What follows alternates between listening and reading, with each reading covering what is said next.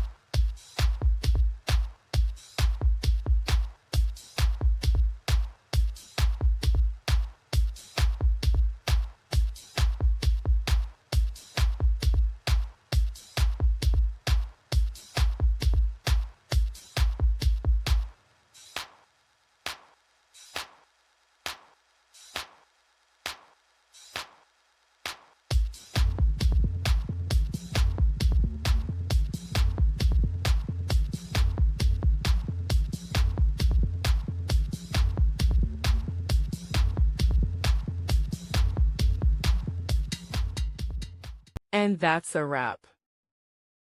I hope you found the answer you were looking for. If you did, take a second to hit that subscribe button. It really helps out. And let me know in the comments which solution worked best for you.